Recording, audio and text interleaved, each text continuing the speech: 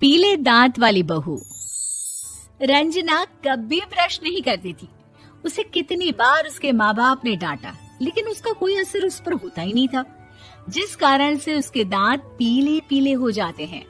शादी के बाद अरे बहू, वैसे तो तुझ में कोई कमी नहीं है, पर तेरे दांत इतने पीले कैसे हैं बेटा?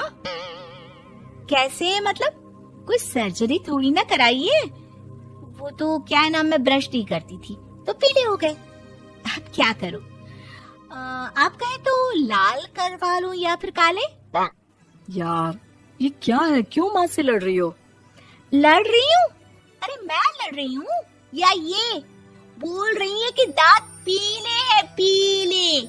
अरे तपस्या थोड़ी ना की है इन्हें पीले करने के लिए। बकायदा ब्रश नहीं किया है 20 साल तक, तब जाकर। छी, कैसी बात कर रही हो? ये उस वक्त तो पीले नहीं थे जब हम लोग तुम्हें देखने आए थे। अरे तब साफ करवा लिया होगा डेंटिस्ट के पास जाकर।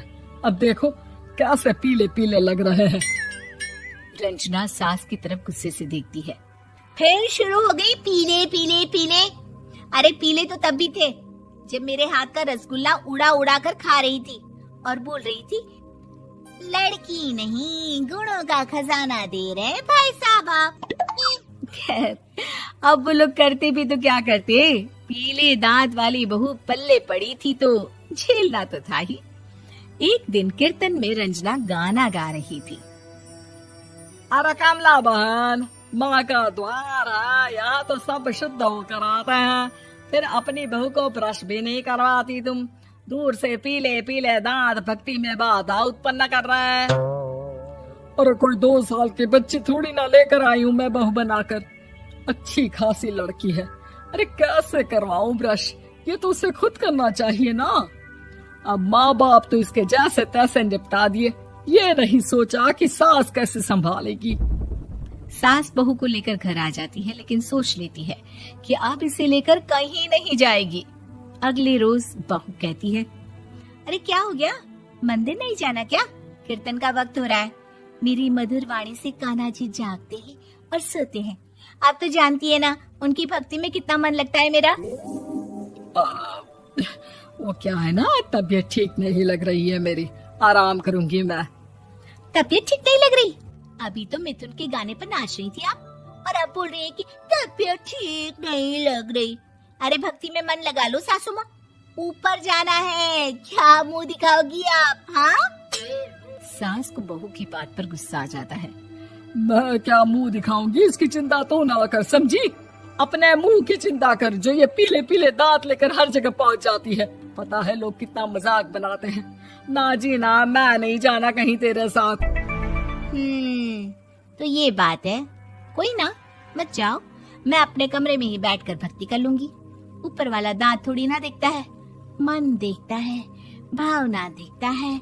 और अरे बस बस, तू सब कुछ दिखा, बस ये सफेद चमकदार दांत ना दिखाना किसी को, है? जा यहाँ से।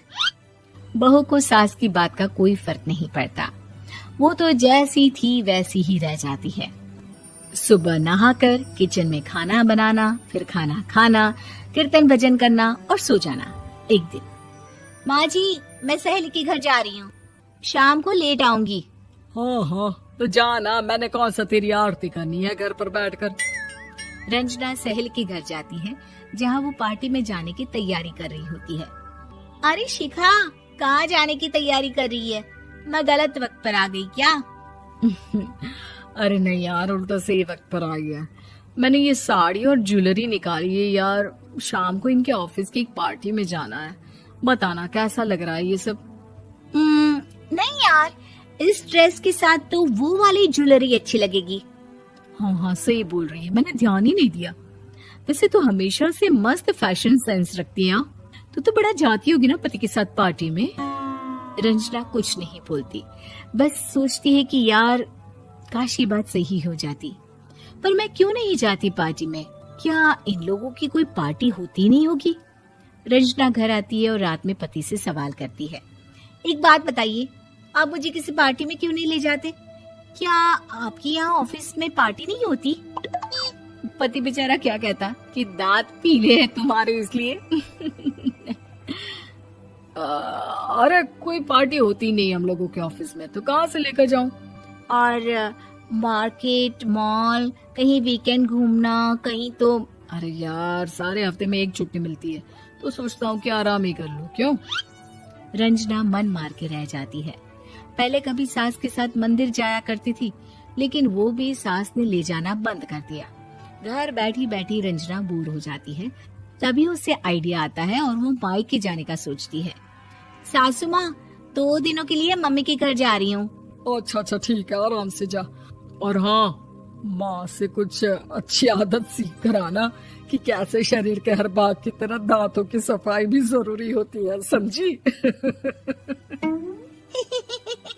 शुरू हो गई ना आप। वो लोग आपकी तरह नहीं है कि छोटी छोटी बात का बतंगड़ बना दे। उन लोगों के लिए मैं मायने रखती हूँ, ना कि मेरे पीले पीले दांत। रंजना माँ को बिना बताए उन लोगों को सरप्राइज देती है, लेकिन जैसे ही वो दरवाजे पर पहुंचती है, अंदर देखती है कि घर वाले कहीं जा रहे होते हैं। अब माँ, काश रंजना दीदी के दांतों वाली प्रॉब्लम नहीं होती, तो वो भी हम लोगों के साथ चलती ना बुआ जी की बेटी की शादी में।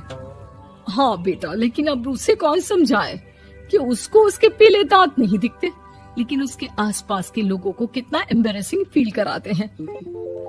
मुझे तो कितनी बार उसके स्कूल की टीचर ने शिकायत की कि उसके साथ कोई लड़की बैठना भी नहीं चाहती, और ना ही कॉलेज में कोई उससे बात करना चाहता था। लेकिन पता नहीं क्यों उसे ये बात समझ में ही नहीं आती। कोई कमी नहीं है उस लड़की में, बस यही कि दांत पीले हैं।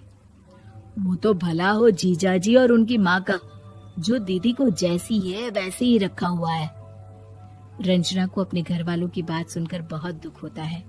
वो सोचती है कि वो क्या करे, लेकिन फिर वो सीधा डेंटिस्ट के पास जाती है, अपने दांत चमकाती है और कसम खाती है कि वो रोज ब्रश करेगी। अरे क्या हो गया? तुम तो 2 दिनों के लिए गई थी ना, पर कोई ना, अच्छा है, चलो आ गई तो। रंजना सास के सामने आकर खड़ी हो जाती है और पूरी स्माइल करती है, उसके चमकदार दांतों को दिखाती हुई। हैं? चले मंदिर। माँ, मुझे माफ कर दीजिए, मैंने आप लोगों को बहुत एम्बैरेसिंग फील करवाया। मैं आज से रोज ब्रश करूंगी।